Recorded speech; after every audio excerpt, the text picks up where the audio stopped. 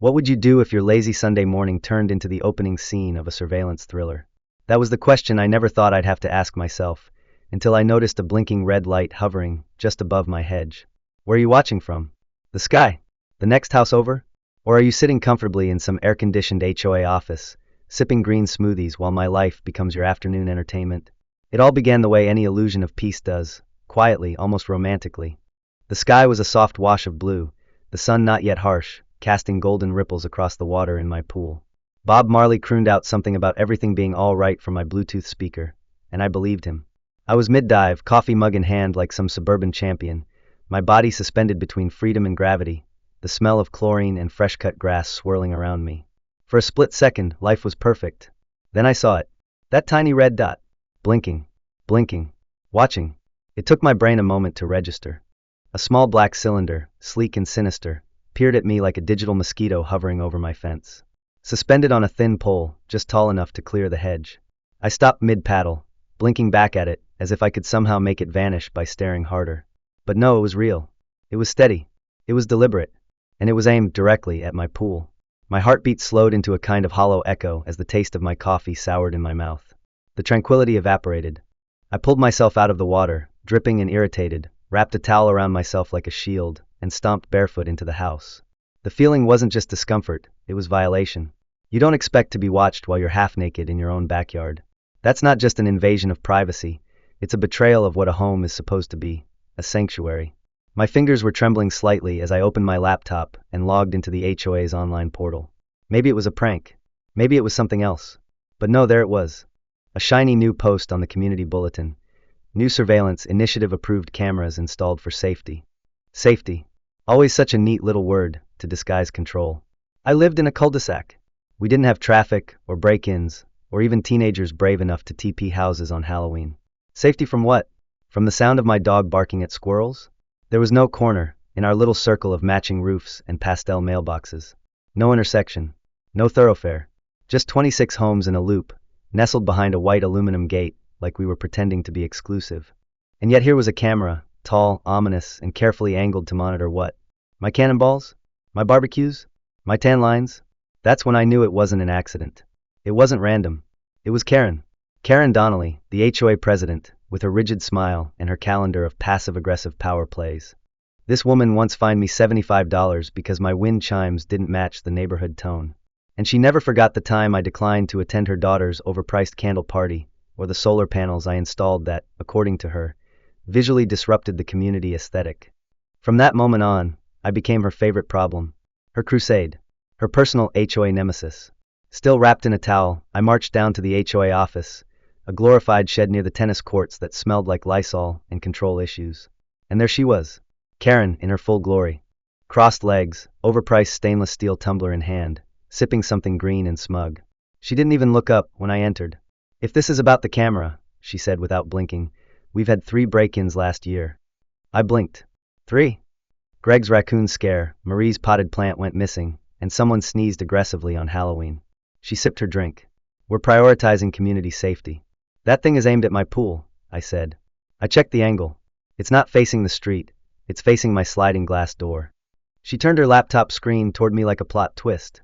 According to HOA Bylaw 42B, public sight lines must remain unobstructed for safety reasons. Your pool just happens to fall within one. I stared at her, speechless. My pool is not public. Anything visible from a shared zone becomes community relevant. She smiled, Rule 42B glowing like a nuclear trigger. I looked at the screen again. The footage from that very camera, crystal clear. You could see the edge of my pool, my lounge chair, even the top of my barbecue grill. This isn't about safety, I said. This is about power. She didn't respond. Bureaucrats never do when you call them out. They just point to policies written in the vague language of fear and control.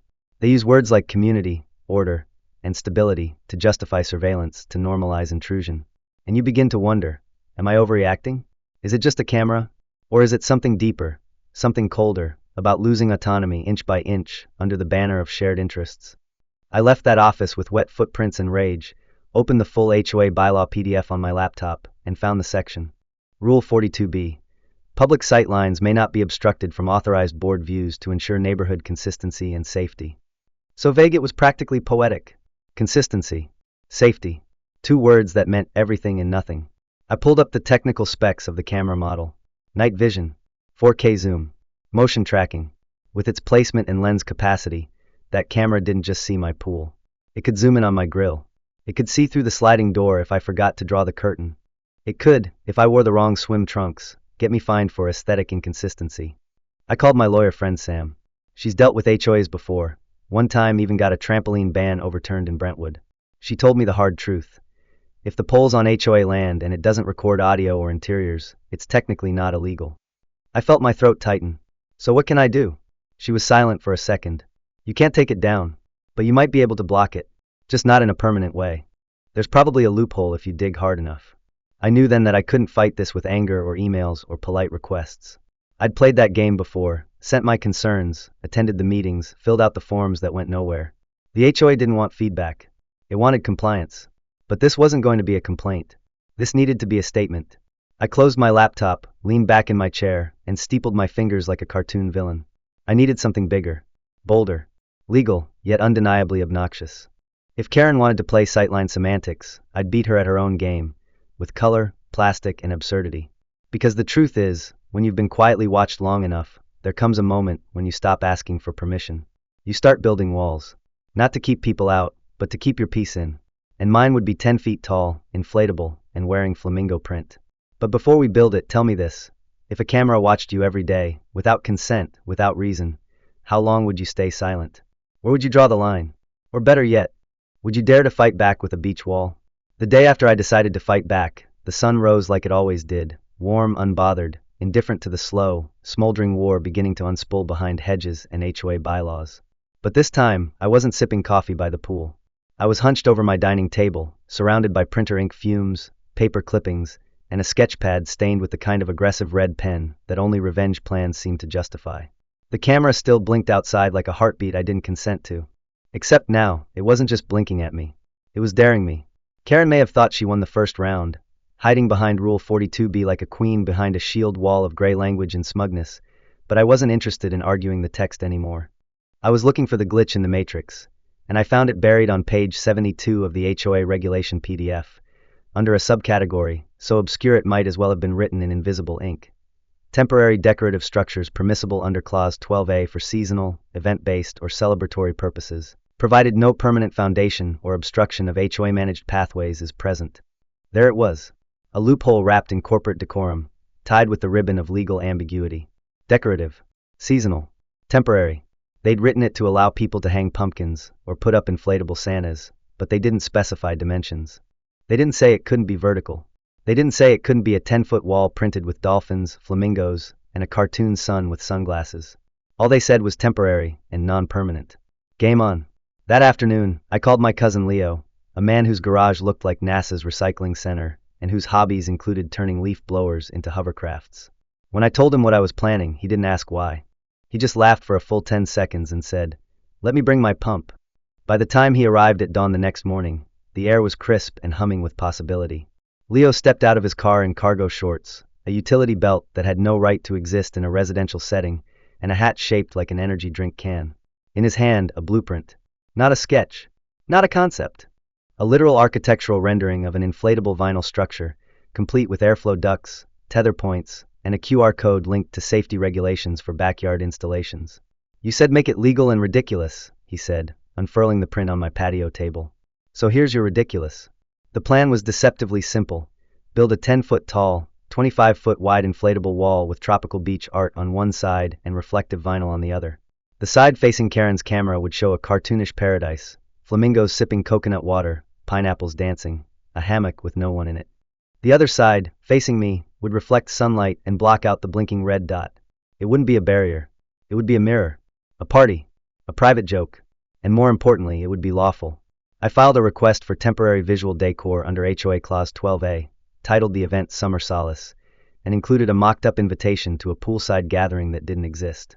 The request went through within 24 hours. I'm guessing Karen thought I was setting up tiki torches, or maybe renting a slip-and-slide. But instead, I ordered enough inflatable PVC to wrap a small yacht, and with Leo's help, we began assembly. Day one was chaos. My backyard turned into what can only be described as a vinyl jungle gym under construction. Rolls of material were laid out like burritos on the grass. Leo set up an industrial air pump that sounded like it could power a bounce house the size of a courthouse. My dog Max barked at every inflated piece like it was a demon rising from the underworld. Neighbors peeked through their blinds.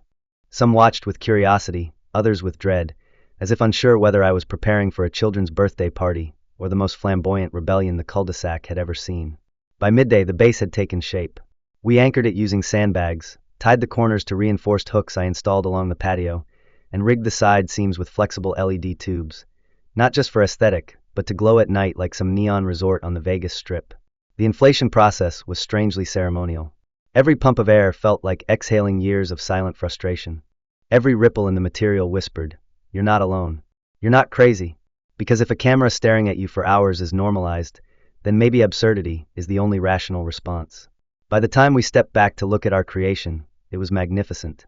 A towering, sunlit monstrosity of seafoam green and cotton candy pink. The kind of thing you'd see at a kid's carnival, but planted right in the backyard of suburban conformity. It shimmered in the breeze, casting rippling shadows across my lawn, and reflecting just enough sunlight to make Karen's camera completely ineffective. At 11:43 a.m., I received an email notification from the HOA system. Potential concern regarding unlisted structural addition. Pending review. I smiled. It had begun. At 12:10 p.m., I posted a picture of the wall on the community forum. Caption: Privacy is a beach. Welcome to summer solace. It triggered a flood of comments, some supportive, some confused, one from a neighbor named Paul who simply wrote, "I didn't know this was allowed, but now I want one for my hot tub." Karen did not comment. But at 12:23 p.m., she showed up. Literally. I saw her rounding the corner of her yard with her chihuahua in tow, lips tight, fingers white-knuckling the leash like it was the only thing keeping her from exploding. She stared at the wall like it had insulted her bloodline. "What is this?" she asked, voice brittle. I was lounging beside the pool, smoothie in hand, Bluetooth speaker now playing Jimmy Buffett just loud enough to imply provocation. "It's decorative," I said cheerfully. "For a private event." I filed the form under temporary visual installations. Clause 12A. I pointed to the laminated permit taped neatly to my fence. She walked closer, scanned the document, and made a sound halfway between a scoff and a gasp. "It's obstructing. The view of what?" I interrupted. "The chlorine molecules?" She didn't answer. She turned on her heel and stormed off, her dog yapping like a pocket-sized siren of war. By that evening, my email pinged again. Subject line: Violation of community harmony. Apparently, my wall was excessive in scale and disruptive to aesthetic continuity. I responded with a copy of the regulation, a timestamp of my approved permit, and a gif of a pineapple wearing sunglasses. Leo and I spent the rest of the night laughing on the patio, drinking mango soda, and programming the wall's LED lights to slowly fade between sunset orange and electric teal. On day 2, something shifted. Not with the wall, but with the neighborhood. People started talking. I caught snippets while walking Max. "You seen Jake's wall? Honestly, good for him. Karen's finally met her match." By mid-afternoon, a woman I barely knew dropped off a batch of cookies with a handwritten note. "Thanks for taking a stand. This place used to feel like home." Karen, of course, wasn't done. She never is. The next morning, I found a new letter taped, not mailed, to my door. No envelope. Just a printed notice accusing me of obstructing airflow between residential properties and potential fire hazard via inflatable reflection. I nearly choked on my toast. That afternoon, I set up a small Bluetooth speaker behind the wall that played ambient ocean waves on loop. Subtle, peaceful, and undeniably annoying when you know someone's trying to find fault in every decibel. By day 3, the wall wasn't just standing. It was growing. Not in size, but in meaning. Neighbors stopped to take photos. Kids named the flamingos. A retiree down the street said she was thinking of putting up a dragon, just to see what would happen. What began as defiance had become momentum. Community. Resistance with a tiki twist. And somewhere behind her curtains, I imagined Karen clenching her teeth hard enough to leave an imprint on her latte tumbler. I had started this war over privacy. But now I was discovering something far more valuable: visibility. Because the moment I stopped trying to be invisible to the HOA's rules was the moment others started to see they weren't alone either. And that, I realized, was scarier to Karen than any inflatable flamingo could ever be. On the 4th morning after the wall went up, I woke up to the sound of a drone. Not the friendly, hobbyist kind that buzzes like a curious fly and disappears. This one hovered. It paused. It stared. I stepped outside and looked up, shielding my eyes from the sun. There it was, a sleek gray quadcopter circling above the inflatable paradise like a corporate vulture. Max barked at it twice, then sat down and glared at it like he knew it wasn't here to deliver Amazon packages. I didn't need confirmation. I knew exactly who sent it. Only one person in the neighborhood had the combination of passive-aggressive creativity and unregulated technology budget to authorize drone surveillance in a suburban cul-de-sac: Karen Donnelly. HOA president, amateur tyrant, professional paranoia enthusiast. But today, she wasn't just watching from a pole-mounted camera. She was escalating. She was adapting. And for the first time in this quiet suburban standoff, I felt the full weight of what I'd done. I hadn't just blocked a camera. I'd pierced the system. And now the system was squirming. By noon, I was sitting poolside reviewing the latest round of HOA messages that had flooded my inbox. There were 5 new citations filed against me in the span of 24 hours. The titles read like rejected chapters from a Kafka novel. Violation number 1. Excessive reflectivity causing visual discomfort. Violation number 2. Inappropriate use of vinyl-based art. Violation number 3. Unauthorized acoustic simulation of coastal environments. Violation number 4. Disruption of community ambience through artificial tropics. And my personal favorite, violation number 5, aggressive inflatable presence. That one was bold.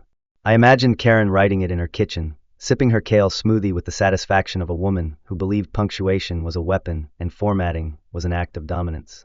I printed each notice and pinned them proudly on a corkboard in my garage like war medals. Leo saw them when he arrived that afternoon with an entire spool of LED rope lights and said, "This is starting to look like HOA Game of Thrones." I grinned. Then it's time we built the Iron Throne out of pool noodles. That night, we added soft glow lighting along the top edge of the wall. Not just for flair, but to send a message. The lights blinked in slow rhythm, casting shades of warm gold and ocean blue across the vinyl. The entire structure now looked like a resort ad you'd see in a travel agency window from the 90s. Nostalgic, unapologetic, and completely illegal in spirit, if not in writing. The drone returned once, hovered for 5 seconds, then zipped away as if overwhelmed by color. We toasted its retreat with mango seltzer and shrimp tacos grilled in complete defiance of HOA-approved meal blandness. The next morning, something shifted. A man in khakis and a polo shirt appeared at my gate holding a clipboard and wearing a badge with the HOA logo on it. His name tag read Rick Compliance Officer. His expression said he hadn't signed up for this level of absurdity. "I've been asked to conduct an inspection," he said, blinking rapidly as the wall's cartoon dolphins waved at him in the breeze. "Be my guest," I said, opening the gate. "Coffee." He declined politely but took a seat near the pool as I handed him the full stack of permits, documentation, and a laminated diagram showing airflow, foundation, and light diffusion specs. Rick studied the documents like a man trying to find flaws in IKEA instructions. After 10 minutes, he looked up. "Technically, everything checks out." He glanced again at the wall. "It's unusual, but compliant." I smiled and offered him a flamingo-shaped stress ball as a parting gift. He took it. That evening, I posted about his visit on the neighborhood forum, complete with a photo of the wall at sunset captioned, "Compliance never looked so relaxed." It got 25 likes, 3 shares, and a comment from Paul, the guy with the hot tub, saying, "I just ordered a flamingo float big enough to sit in. Join the resistance." And then came the letters. Not emails. Not formal memos. Physical envelopes crammed into my mailbox by hand. 8 of them, all from Karen. No postage. No return address. Just folded sheets accusing me of increasingly absurd violations. Undue encouragement of non-standard yard decor. Emotional disruption of long-term residents. Unauthorized celebration of seasonal aesthetics. I laughed until I choked. Max barked every time I opened a new one, as if offended on my behalf. I scanned every letter, posted them to the HOA group forum with the caption, "Today's mailbag of joy," and waited. Within hours, the forum exploded. Sheila, whose dog bowl had recently been cited for standing water risk, replied with a photo of her mailbox stuffed with yellow envelopes. Paul posted again, this time with a screenshot of his own violation. Patio umbrella angle inconsistency. The tide had shifted. Karen hadn't just declared war on me, she'd triggered a neighborhood uprising. That night, I checked my Ring camera footage. At exactly 5:32 p.m., there she was, Karen, dressed in her signature all-black sweatsuit, clutching a stack of letters like they were invitations to a royal beheading. She walked to my mailbox, looked around, and shoved the envelopes in with a speed and accuracy that would have made a postal worker proud. I clipped the footage, emailed it to Sam, my lawyer friend, and added the subject line, "Is this tampering?" The next morning, Sam called me back laughing. "You do realize what she did is a federal offense, right? Even if it's just passive-aggressive junk mail?" "Especially then," she said. But Karen wasn't done.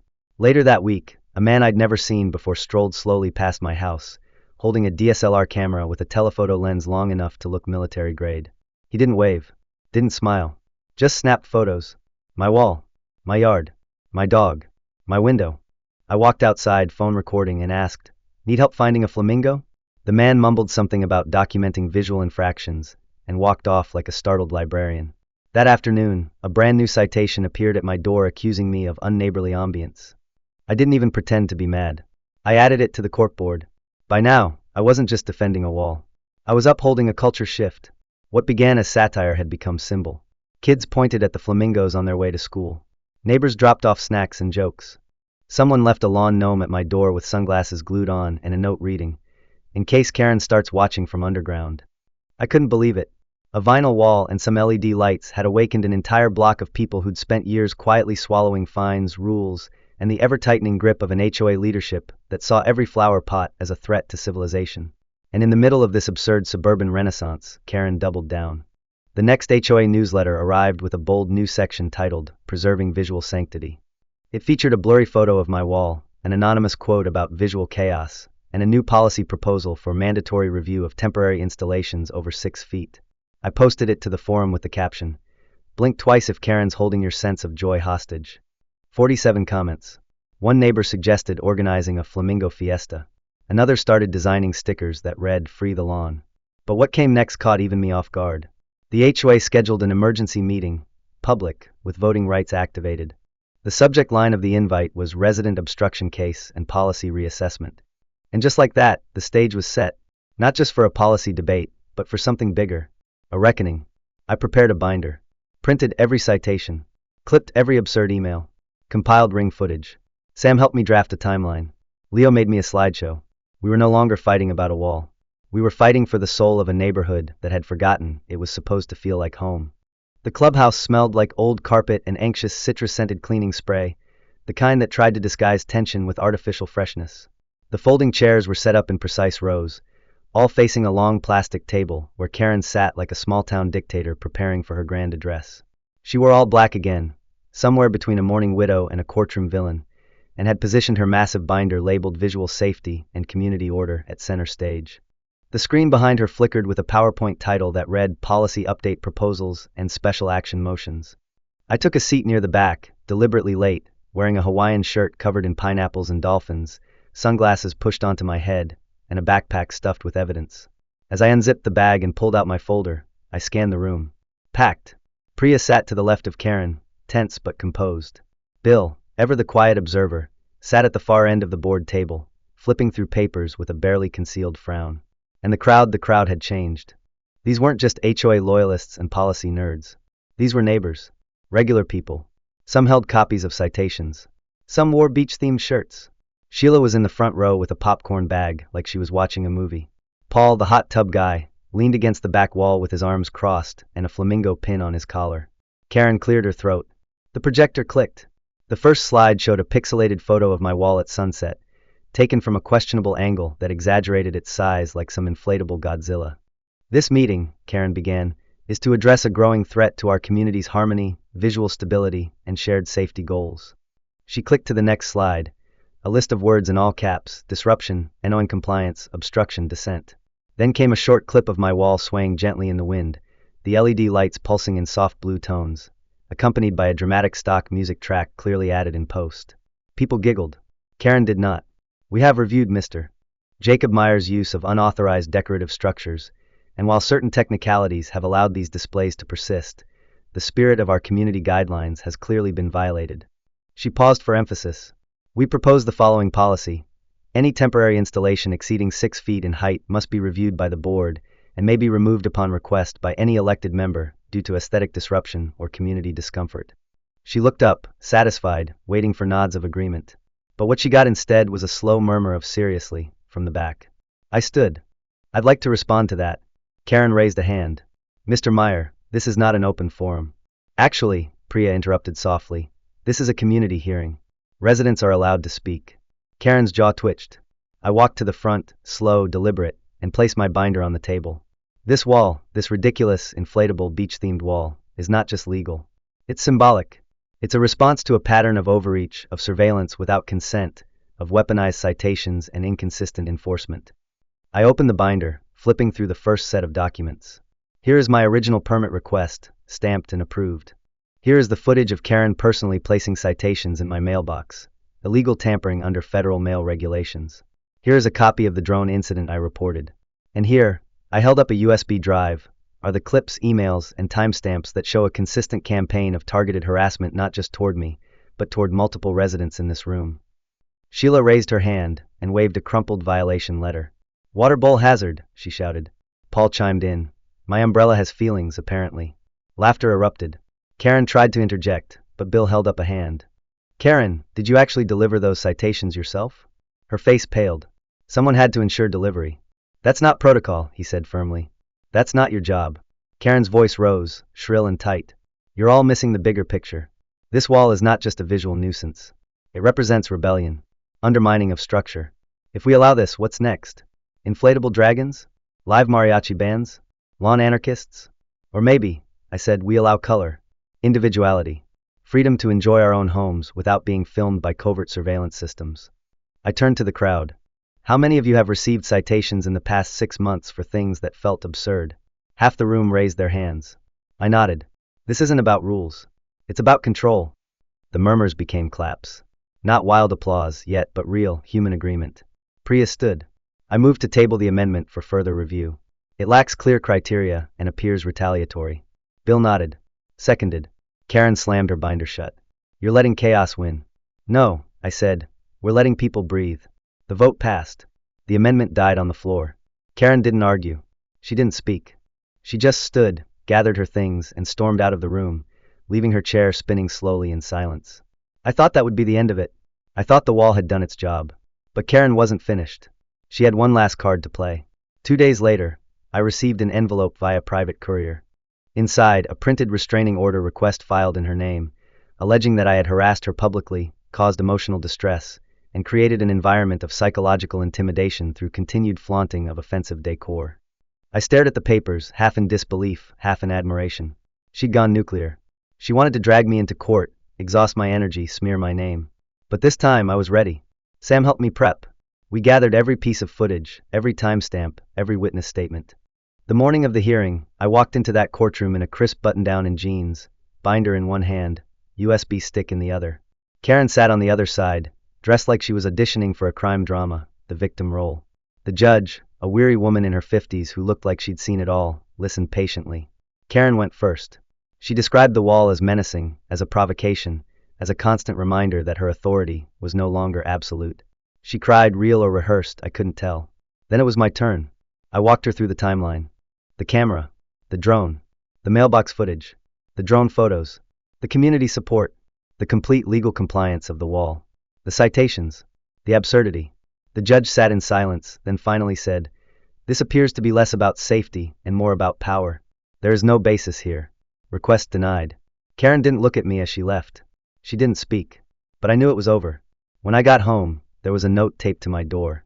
No signature. Just one line. Thank you for standing up when we couldn't. And in that moment, I realized something. The wall had never just been about me. It had become something far bigger. It was inflatable. It was ridiculous. But it was real. And it had changed everything. The week after the court hearing, the neighborhood felt different, like someone had cracked open a window in a room that had been sealed for years. The air didn't just smell fresher, it felt freer. Neighbors who had once offered only cautious glances over hedges now waved, smiled, even stopped to chat while walking their dogs or watering their yards. The bulletin board outside the community clubhouse, once a cold grid of fines, warnings, and Karen-approved announcements, was suddenly alive with color. Someone had pinned up a flyer for a flamingo fiesta. Another neighbor had scrawled, "No Fun Police," across an old HOA notice in pink chalk. A hand-drawn sign read, "Freedom is inflatable," and next to it, someone had duct-taped a paper pineapple. I hadn't expected any of this. I hadn't meant to lead anything. But apparently, one vinyl wall and a refusal to back down had started a slow-rolling mutiny. The camera that started it all was gone, removed in silence, no announcement, no apology. Just vanished overnight, like a secret quietly deleted. I never saw who took it down. I didn't need to. Its absence was enough.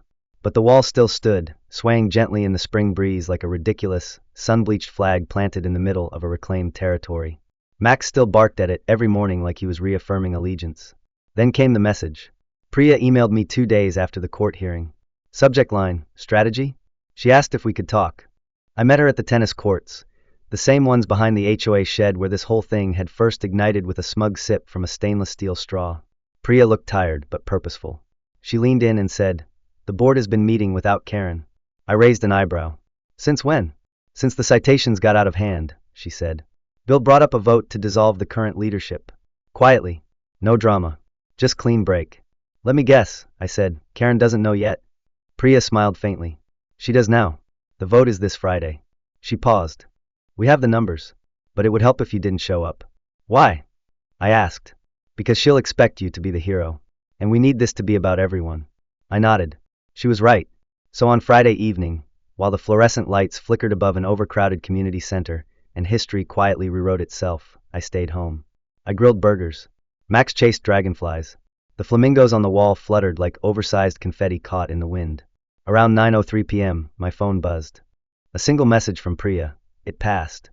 The next morning, the HOA forum lit up with a resignation letter from Karen herself. 3 pages of legal speak, veiled blame, and passive-aggressive parting shots. She cited irreparable community dysfunction and flagrant celebration of disorder. She blamed the wall, the court, the board, and a rising carnival atmosphere. My favorite line: "An HOA cannot function amidst inflatable anarchy." It ended with her official resignation, effective immediately.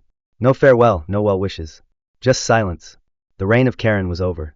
2 hours later, Priya was voted in as the new HOA president. Her first act? A community-wide survey titled, "What Rules Should We Burn?" The second? An open invitation to my backyard for the great decompression pool party. I spent the morning walking the perimeter of the wall, wondering if it was time. It had done its job. But as I watched the first few neighbors arrive, folding chairs under their arms, coolers full of drinks, laughter already trickling through the air, I knew the answer. The wall wasn't coming down. Not yet. It wasn't just mine anymore. By noon, the yard was full. Sheila brought cupcakes shaped like flamingos. Paul brought a Bluetooth speaker blasting Fleetwood Mac. Bill, surprisingly spry in cargo shorts, arrived with a batch of Free the Lawn koozies and a bottle of sangria. Max pranced between legs like he was hosting. Someone set up a limbo stick using 2 broom handles and a pool noodle. People danced barefoot on the grass, dipped their toes in the pool, told stories like they'd known each other for years. For once, no one mentioned bylaws. No one whispered complaints. It was as if, after years of policing aesthetics and disciplining spontaneity, people were finally remembering what it felt like to just live. Midway through the party, Priya raised a glass of lemonade and tapped a spoon against it. The chatter quieted. "Let's take a moment to thank Jake," she said, "for reminding us that being a neighbor doesn't mean being a prisoner." The crowd cheered. Someone handed me a coconut drink I hadn't asked for. I held it up in mock solemnity. "I'd like to thank Karen for making this wall necessary." More laughter. Max barked once, perfectly timed. And then, as if summoned by some cosmic irony, a tall woman in dark sunglasses and a crisp navy pantsuit stepped through the open gate. The crowd fell quiet. She introduced herself as Leslie, from the city's Zoning and Residential Oversight Department. She said she'd seen the complaint, followed the court proceedings, and decided to stop by unannounced to observe the community response. "I was curious," she said, scanning the crowd. "You filed the initial privacy violation, correct?" I nodded. "Didn't expect it would make me a party host." She cracked a smile. "Well, you've created a very compelling case study in nonviolent neighborhood resistance." She walked the perimeter, took notes, sampled a cupcake, and after an hour, announced that her office would be issuing updated guidelines on HOA surveillance to prevent future abuses of community privacy. "We don't want to criminalize leadership," she said, "but we also don't want inflatable walls to become the only form of protest left." With that, she took a plate of snacks and left as quietly as she came. As the sun dipped low and the LED lights on the wall began to glow, someone set off a sparkler fountain near the edge of the patio. Kids screamed with joy. Adults clapped. And I sat back in my chair, cold drink in hand, watching the wall catch the golden light like a beacon. It was absurd. It was brilliant. It was beautiful. The next morning, I woke early. I made coffee, fed Max, and stepped outside. The wall swayed in the morning breeze. The party was over, but something bigger had begun. Not rebellion. Not revenge. Just reset. Quiet, earned peace. I took out the air valve and began the slow process of deflation. Not because I had to. Because I wanted to. I left one flamingo behind. Staked it in the lawn next to the mailbox, tied a tiny sign around its neck. 3 words, Karen Free Zone. And just like that, the neighborhood was open again, not just to sunshine and barbecues, but to freedom. To color. To life.